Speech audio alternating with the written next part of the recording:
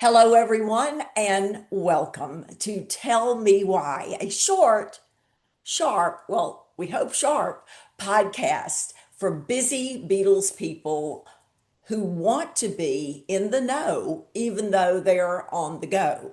In the next 30 minutes, we want to keep you up to date with what's going on in the Beatles world. And tonight, especially, you are going to want to grab this old school thing called a calendar. Remember those?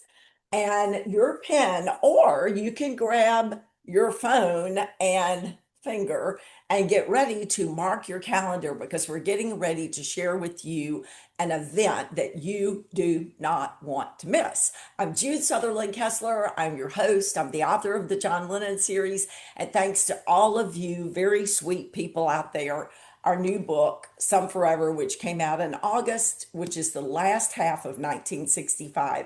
Exciting times, Shea Stadium meeting Elvis, the dangerous 1965 North American tour, the writing and making of Rubber Soul, the receipt of the MBE, the final UK tour, such a poignant time.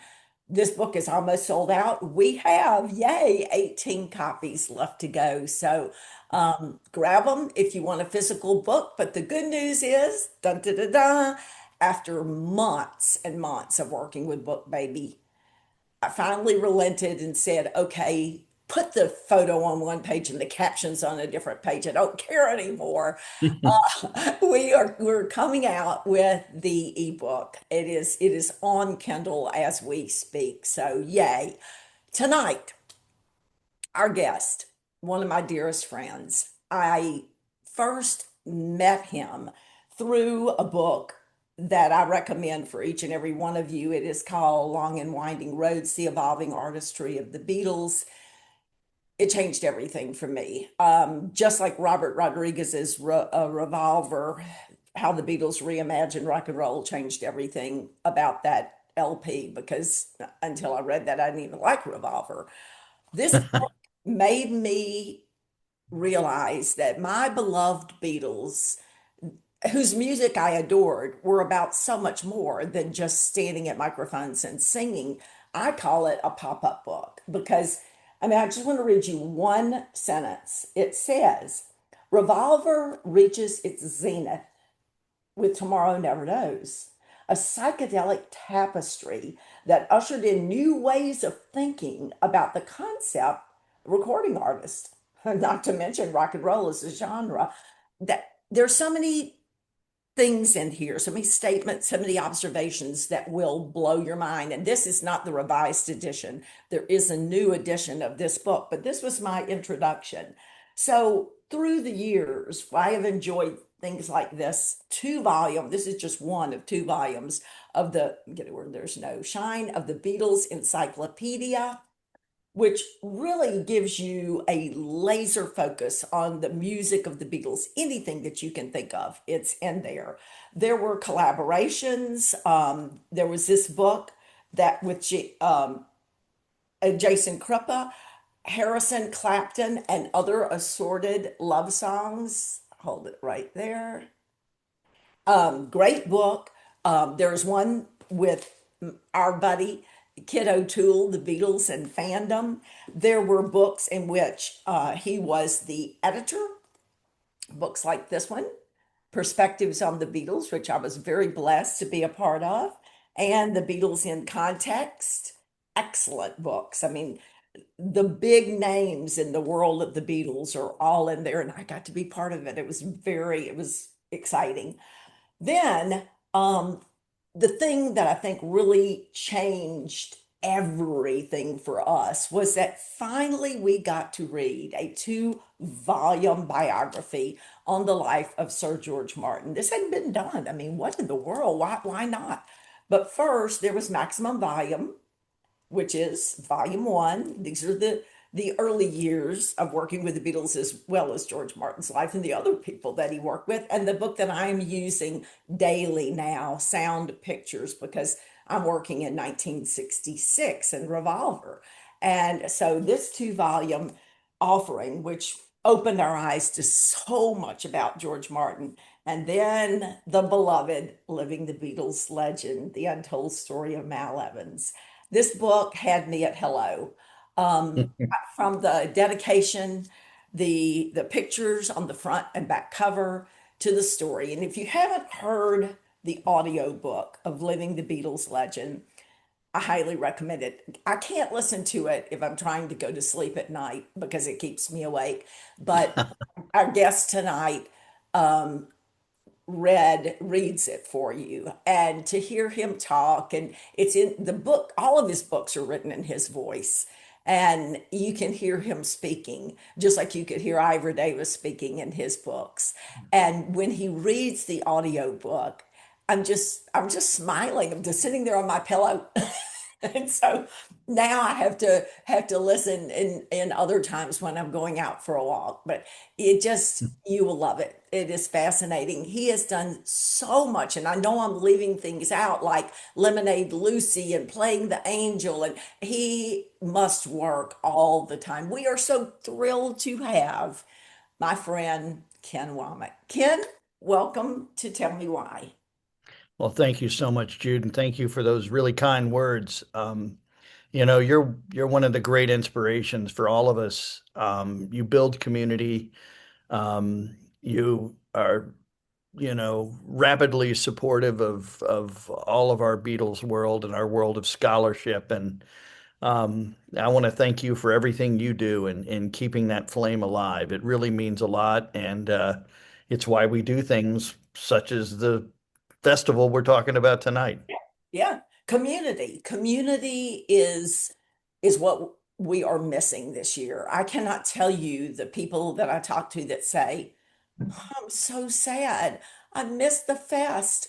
We haven't gotten together. I'm used to by now. We've seen our Beatles friends once, and we were planning for August and looking forward to seeing everyone again at the Fest for Beatles fans. And it's been a difficult year not to have that. But guys, don't despair. Help is on the way because very soon you will get the opportunity to attend the Everything Fab 4 Fest, fondly and lovingly known as the EF4 Fest, that Nicole, Michael, and Ken have been working so diligently to plan for all of us. So, Ken, um, as a good reporter, we're doing this tonight in honor of our buddy Ivor Davis, whom we miss. He would say, and I can't do his Cockney accent, but what's the what, the when, and the where? Tell us a little bit about EF4. Well, we can't just gloss over Ivor. What a wonderful man. There isn't a project where I didn't drop him a line or give him a phone call and uh, make sure to gather his memories, Mal Evans, and others. What a wonderful voice. Um, I would have loved to have spent a few more minutes with him. Just an absolute delight. So why are we doing this? Well, I'm sure it's because Nicole and I are crazy. I, I, I think at a certain point that's the answer. Um, we've long talked about having a kind of space for, and you and I have discussed this many, many times, the idea of edutainment, which is what we do at a certain level, right? Is we want to educate, we want people to go to our talks, to be able to have these kind of give and take experiences where they come away with something new, right? Exactly. Because we all know a lot about this subject, but there's always more to learn, as our pal Mark Lewison always says. You think you know everything, and then you open your email in the morning, and there's something new that comes along. So, really, the why is to create spaces for people to get together and have elevated experiences about this subject that we all know and adore. The books I'm most proud of are several of the ones you lifted up there a moment ago, and those are the books where numerous people were involved, not just me. I'm most excited when lots of folks get together and share ideas. And really, this event, this festival, is about the sharing of ideas. People from all walks of Beatledom and music adoration, etc., getting together and being able to experience something that in a lot of ways makes life better, right? The enjoyment of aesthetic objects like the Beatles. Right, right. Well, when is it going to take place and where and give us all of the deets so people can get it on their calendar. You bet. Well, we have a wonderful website, ef4f.com, that folks can visit. Everything Fab 4 Fest .com, EF4F. Wow. Sorry about that. I hear them. That There you folks go. can check in with us. But it'll be the first weekend in November, as it was last year when we had our inaugural event where we discussed the album Rubber Soul over 2 or 3 days. We're going to do it again. And really, as Nicole notes in our work together, it is a curated event, right? So folks can go to panels where they learn more about, say, individual songs on Revolver, or they can go to demonstrations where really gifted and often professional musicians will demonstrate different aspects of the music, and bring it to life. And of course, those are particularly fascinating for me because we often discover how complex the Beatles are. Yeah. There's a deceptive simplicity to what they do that often eludes the untrained ear. So, anyway, we're getting together in Asbury Park at this incredible hotel just across the street from the Atlantic Ocean called the Berkeley. And it's right there in the heart of Asbury Park, next to the boardwalk. It's just a beautiful location. I like the beach in the winter. It's like a Bronte novel, right? You've got these rocks, and the surf is crashing against the shore, and it's kind of romantic. And nothing makes it even more romantic than talking about the Beatles. So we're excited Yeah. to bring our show back for another year. I was very fortunate to be at the 2018 conference for the White Album, and which we had a listening party at midnight to hear the Escher demos for the very first time. To be in that room with people that shared this common love for the Beatles and to experience something new after years and years of listening and to hear it. And it was such an opportunity. And this is going to do the exact same thing because we're going to be celebrating, of course, the 60th anniversary of Revolver. So, what it's going to be a great weekend. And that leads me to this question, Ken. Is this a scholarly conference only for the erudite and the learned, or can just a casual Beatles fan come and have a great weekend? Well, it's a big tent. We want it to be for everyone. Anyone who even has a passing love of the Beatles or respect for Revolver will get a lot out of this event. It's absolutely not for scholars only, not by any stretch. In fact, I've asked our speakers to think of, and you've been doing this for years, so you'll know what I'm talking about, to think of their talks not as talks or reading a paper or delivering a paper, but rather a presentation, to involve multimedia, to help folks feel like they're immersed, right, in the subject matter. And I've learned much from you, for example, on how to deliver a presentation that creates that kind of sense. So um, we are absolutely aiming this at, the learned general public, right? Um, I mean, our White Album conference that you mentioned in 2018, we had, I think, 500 people attend. every day, 1,000 overall, and they were from all walks of life. In fact, a number of very young people came, who one of whom is now my MFA student at Monmouth University, and she's about to graduate. And she came because of the White Album as a freshman. So, it's a big tent.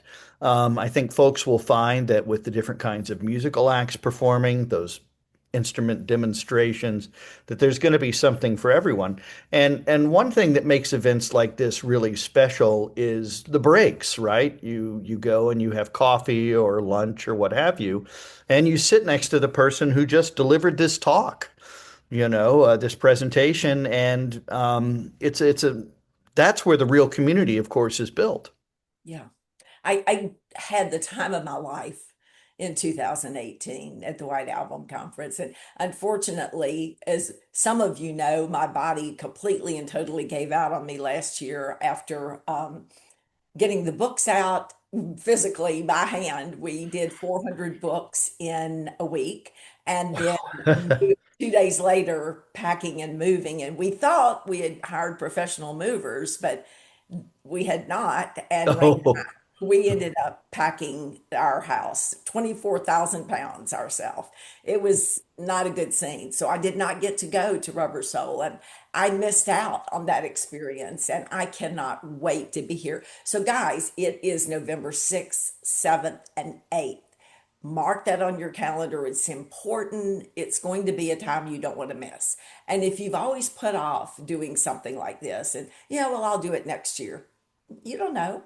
You may not be here next year. This is the year. This is the time. This is the place. Ken just told you Oceanfront, the Berkeley Oceanfront Hotel, historic hotel. Lovely. My dear friend Janet Davis went last year to the Rubber Soul Conference. And when she found out I wasn't going, she was very reluctant to go. I mean, you always want to know someone that you're going to hang around with. And the very last day, she texted me and said, "It's with tears in my eyes that I get ready to depart Asbury Park. I'm going for one more walk along the beach." And it's November, so it's chilly and cold and not what you think of. But she said, "I have had the most wonderful weekend." And I know that's going to happen this year. I mean, it gives me goosebumps. The magic is going to be there. Thank you, and thank Nicole for putting this together because it's so exciting. We appreciate it. well, we love doing it, and it's it's important for the world to create as many of these different kinds of experiences. I don't care what the subject matter is, right? Um, uh, Events that bring people together. We need those more than ever. What the world needs now is love. It's true. It is so true. So now I'm asking you for a sneak peek. Can you tell us some of the who? We've done the when and the what and the where and a little bit of Well, the you mentioned, I started texting with him a couple of weeks ago with Robert Rodriguez. I said, Robert, uh, we're not going to have a Revolver conference, right? And not have the person who wrote this magnificent book about it there. So I'm all but certain Robert will be in attendance. Our friend Bruce Spicer will be coming into town. There's a lot to say about the recorded history of Revolver, as you well know. Our friend Tom Frangione from Sirius will be in attendance. My very good friend Scott Fryman will be doing his Deconstructing Revolver presentation, multimedia presentation. That should certainly be exciting for a number of folks. It's just a roster of people who do incredible work, and then you've got all of these musicians, who will be in town. The Black Ties, whom I know yes. you know, and Black Rabbit, who is very close to our hearts, the great Brooklyn band. And there'll be some really special kinds of opportunities. You mentioned Jason Krupa earlier. He is putting together this very unusual kind of audience participation experience wherein he will have five reel-to-reel tape players, decks, and he has five. He wants five white lab coats. So I'm imagining a situation where audience members are going to be drafted to put together tape loops, and you can almost see them, right, with the number two pencils, keeping that tape taut as they create tape loops in a demonstration of how the effects for such landmark songs like Tomorrow Never Knows were made. Wow. So, that's the kind of, and hopefully we'll have a lot of younger music lovers in attendance who can experience something like that. Because it will be very mindful of what it took for the Beatles to make these recordings. Uh, So, this that's song, just a taste of some of what we're talking about. I know there'll be a few films. We have a number of beautiful book debuts that are taking place at the event. So, there'll be plenty to do. And of course, um, if it's successful, and you know this, I think you feel the same way. A successful event like this is like a successful book about music. It doesn't work if you're not going immediately to listen to the music. that's right. Right? It always should drive you back to the artifact, or we're just talking. Yeah, So very excited. And we've had a terrific response already. More people have asked to come this year than did last year. That already is a sign of success. it is. It is. And, I know that if people are like me, they're already working on presentations. I mean, they're not going to wait until the last minute. They're going to put months and months and months of work into this because everyone wants to be up to the level of their fellow presenters. And every year you're lifting that bar. And so I know that people are out there getting ready for this conference right now, that this month. And we're only 5 months away. Isn't that unbelievable? That is remarkable. And, it's also by having these events annually, it allows us to experience nearly in real time how these albums came out one after the other.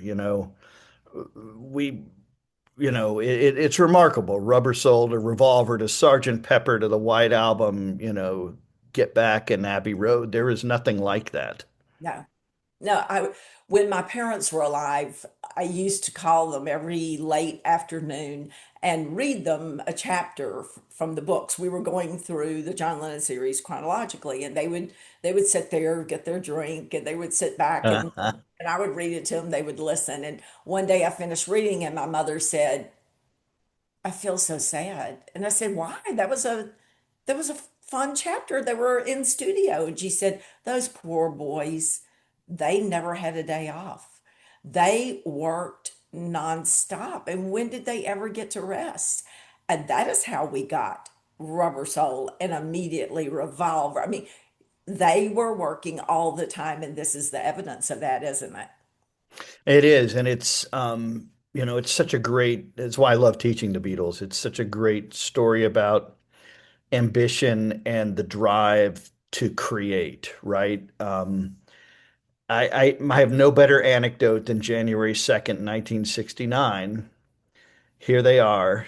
They're going to do a new live show for the first time in 3 years.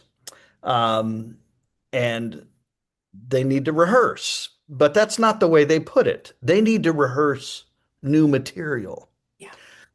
which is I find just hilarious and wonderful at the same in the same instant. Why do they need new material? The number one album across the entire globe in that moment is what? It's the White Album. It is 30 new songs. They have new material. They have new songs that will play just fine on stage. That back in the USSR seems like it's got a real that'd be a good opener, wouldn't it? Over and over again. Blackbird, what a showstopper that would have been. Um, but no, they need to create new material. Everything you need to know about them is in that statement, and it's January 2nd. They're not even taking the day after New Year's off. No, no, they never did. And what tickles me is they were never.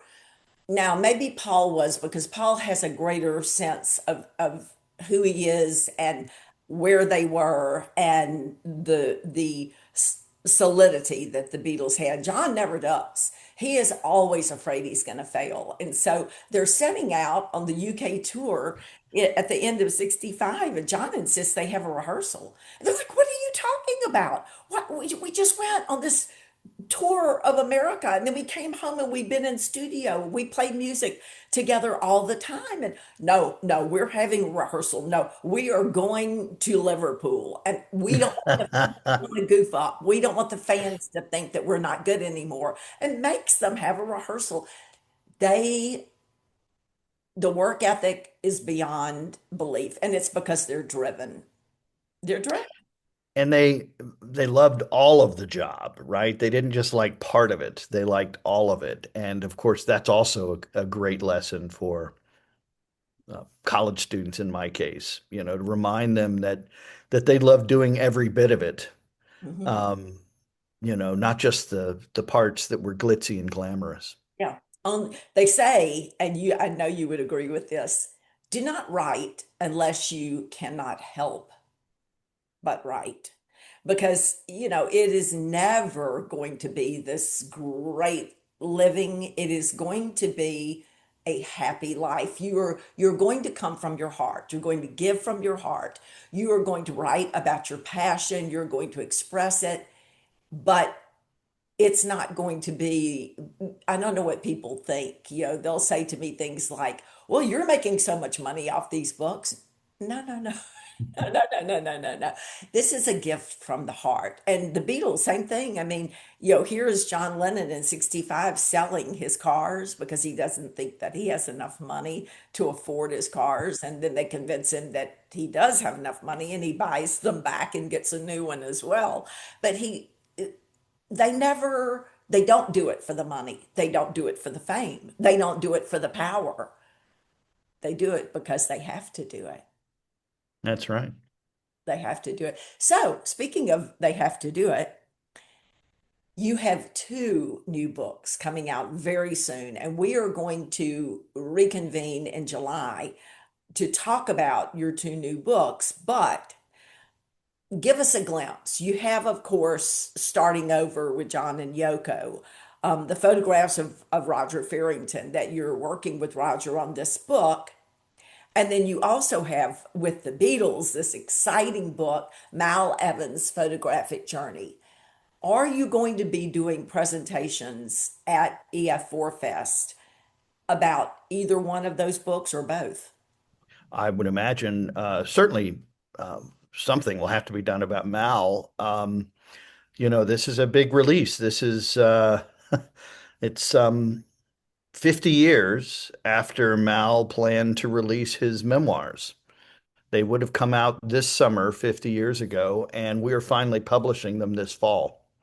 Wow. So just absolutely thrilled to be able to make that happen for the Evans family. It's a 95,000 word memoir that Mal had written. Of course, I have explanatory notes and other apparatus, plus just lots of incredible photographs in beautiful presentation that will be in that book. So we're very excited to debut it, hopefully, at this event. And it's speaking about a labor of love, but it's 50 years in the making. And Mal's story will finally be there, at least the way he planned to tell it, Yeah.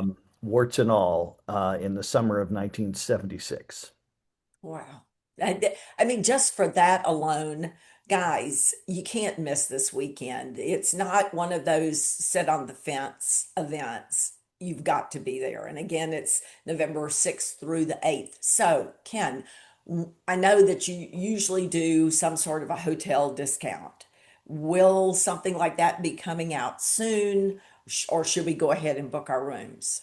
You bet. So we will have all of that information will be coming out very, very soon.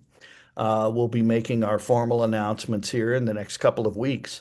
One thing folks can do is go to my website, everythingfab4.com, and sign up for the newsletter. And Nicole is very good at using the newsletter as a way to communicate what's going on with the EF4 Fest. So it's a very easy way to stay right in the know We only come out a couple times a month. We don't drive you too crazy. So that's an excellent way for people to be able to communicate with us and stay abreast of things. But we'll have our formal announcement here in a couple of weeks, and there'll be plenty of rooms. We made sure of it.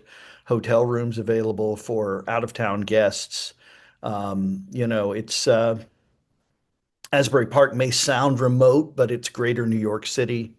You're on the train that goes right to Newark, to the Newark Liberty International Airport. You can be in Manhattan in an hour and 15 minutes, so it's generally a very easy place to get to. But we'll have that formal material available soon. But again, folks might want to sign up for the newsletter. It's a great way to get information. Right. And your website again for them? Everythingfab4.com. There you go. So, one of my happiest memories of the 2018 conference was the Bruce Springsteen tour that we did. And, I am a casual Springsteen fan. I never knew the things that I learned on that tour. It was so exciting, like to go the Stone Pony and walk on the boardwalk. And I have so many memories of that day. Will something like that be planned? Something that people, a tour or something like that? Oh, yes. I know our good friend Stan Goldstein is always available to take folks on tours of the various sites. You're only a mile or two away from 10th Avenue and E Street, which is, where it all happened, right? When the big band joined the band. And of course, just a few miles to the north, our new building on campus, the Bruce Springsteen Center for American Music, is opening next week, and should be in full throttle by the time folks are in town. So, I mean, it's the kind of thing you might want to stay an extra day and go visit the archives, which are also a beautiful museum dedicated to the history of American music. Yeah. And just, I want to tell people who have never been to the New Jersey down the shore, as we say. Um, I was not prepared for what I was going to see when I went down the shore. In fact, when Lena Stagg and I arrived in New Jersey, and I had lived in Pennsylvania, very close by in Morrisville, Pennsylvania, for 6 years. So I've been down the shore many times. We arrived at about midnight, and she was tired. We'd had a long trip, and I said, come on, we're going, because you could see from our hotel, you could see the stairs that would take you up where you could view the shore. I said, you have to see this. You've never seen anything like this in your life. And she's like, well, it's so late. Can we do it tomorrow? I'm like, no, we're going now. Drug our suitcases, and then we climbed those stairs, and she just was like silent on a peak in Darien. There is nothing like it. It's the largest, most beautiful, most expansive beach you have ever, ever, ever seen. It's nothing like the beaches that we have in the Gulf, which are dwindling daily. Erosion, yeah. Oh, this is incredible what people are going to see. It's going to be a weekend you really don't want to miss. So, what are we forgetting, Ken? What do we need to tell people that we haven't told them? Sign up for the newsletter, mark your calendars, and if you haven't been to an event like this before, take a chance. Yeah, you will love it. It's not something that is going to put you off or make you feel insignificant or unimportant. It's going to make you feel loved. It is a wonderful community. It is a wonderful time. I already have mine written on my calendar. You can see it You know, right. and we're celebrating one of the great artifacts, right? One of the great aesthetic artifacts of the 20th century, which came out in 1966. It's remarkable. The idea of Revolver never was about a gun. It's about a spinning record, right? And it's just a brash statement by them. And because what I'm about to say, I know is true. There has not been 1 second of time since this record came out when somewhere one of the songs has not been playing. Right. It is continuing to, it's like the Big Bang. It Right. just echoes into oblivion. It's remarkable. And I challenge those of you who, like me, I thought I did not like Revolver. I was like, there's nothing on this record I can like. Where did She Loves You go? You know, where did the music they played in the Cavern Club go? If you will just open your mind, relax, and float down the stream, you will find out that you absolutely love this LP. And it's an onion skin. There's so many layers to peel away, and you're going to walk away on Sunday, the 8th of November, and say, I get it now. This was and is remarkable. And it's going to be a great time. So, can we close every Tell Me Why by asking, what's your favorite John Lennon quote? Because we are a John Lennon based show. And it can be, yes, song lyric, or it could be something from one of his books, or just something he said. What's your favorite Lennon quote? It's one that I speak to myself quite often. You know, life can be thorny and challenging at times, and it's there are no problems, only solutions. I love that. I love I it. do too. It's simple, it's pithy, and it reminds us to start looking for common ground. And speaking of that, I want to end by recommending to you, and this is one of my very favorite, if not my favorite. It's hard to say because I love Long and Winding Roads, but John Lennon 1980 is one of my favorite John Lennon books. And it is not just about 1980, it's about 1970 through 1980 and those 10 years that led up to what I dreaded reading. I thought, oh, I can't read this. I'm not going to be able to read this. But nobody handles that better than Ken does. And that it's an important read for all Beatles fans. It's not just about John, it's about an era, it's about the way that music evolved after the Beatles split up. It's a love story. It's a story of a man who had to change his life and found a way to do it positively. There are no problems, only solutions. It And he is, did it in the nick of time. yeah, that's right. He did. It's a great book and I highly recommend it. So Ken and I will see you and all of you listening on Beatles-orama Radio. I challenge you to join us. We all need to come together November 6th through the 8th and just love one another. And there's going to be no discussion about politics and religion and all the things that we could disagree about. We're going to agree that we love Revolver, we love the Beatles, and we love each other. Right, Ken? That's right. A splendid time is guaranteed for all. Although that's a later record, but That's right. Thank you. Thank you so much for being with thank us. you. And guys, we will see you in only 5 months. I hope that you're writing it down and that you will be with us. I challenge you to join us there. And until next time, and I will tell you that all of our guests from now until November will be people who will be speaking at the EF4 Fest. So what you're going to get a glimpse every time on Tell Me Why of some of the people that are going to be there. And so tune in. We will see you very soon. Until then, ta and shine on.